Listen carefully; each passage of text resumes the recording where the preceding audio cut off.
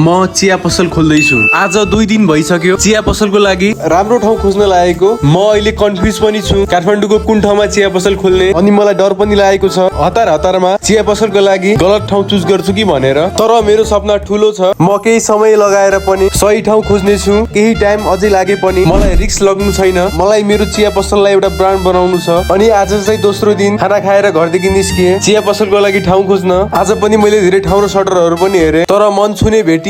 त्यसैले म केही टाइम अझै कुर्ने छु, अझै ठाउँहरू खोज्ने छु। किनभने मैले एउटा चिया पसल मात्रै होइन मेरो भविष्य बनाउनु छ। मेरो यो यात्रा अझै जारी रहनेछ।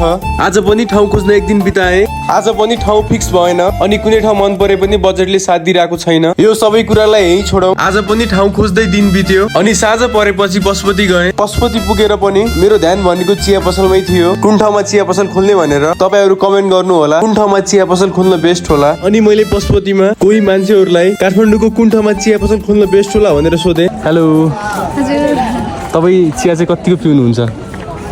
एकदम कम। एकदमै कम पिउनुहुन्छ? पिउनु त पिउनुहुन्छ कहिलेकाहीँ? कहिलेकाहीँ। ए अनि म चाहिँ एउटा चिया पसल खोल्दैछु होइन। अनि ठाउँको लागि चाहिँ कन्फ्युज छु कि कुन ठाउँमा खोल्ने भनेर। अनि कुन ठाउँमा खोल्दा चाहिँ बेस्ट होला जस्तो लाग्छ तपाईँले काठमाडौँमा? कन्फ्युज नै हुनु पर्दैन। हाम्रो यही नजिक चाबेलमा एकदम बेस्ट मान्छेको भिडभाड भइरहेको हुन्छ है। त्यहाँ नै राख्दा बेस्ट होला जस्तो लाग्छ मलाई। ए हस्, धन्यवाद। यति नै हो।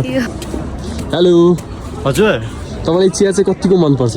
चिया त एकदम मनपर्छ नि। मैले चाहिँ एउटा चिया पसल खोल्ने सोचिरहेको छु होइन। हजुर हजुर। कुन ठाउँमा खोल्दा चाहिँ बेस्ट हुनसक्छ? चिया पसल? हजुर। चिया पसल अब बेस्ट भनेको अब सेन्टर त काठमाडौँको बानेश्वर एरिया नै हो होइन, अनामनगर बानेश्वर। त्यतै जस्तो लाग्छ, Anamnagar Baneshwar side. Hello hello, आरामै हुनुहुन्छ? आराम म चाहिँ एउटा चिया पसल खोल्दैछु होइन। ठाउँको लागि चाहिँ एकदमै कन्फ्युज छु कुन ठाउँमा खोल्ने यताउता भनेर।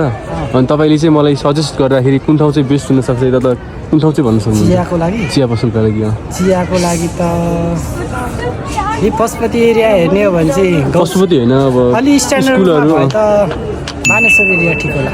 मैले पनि त्यही सोचिरहेको छु। हस्, धन्यवाद यति नै हो।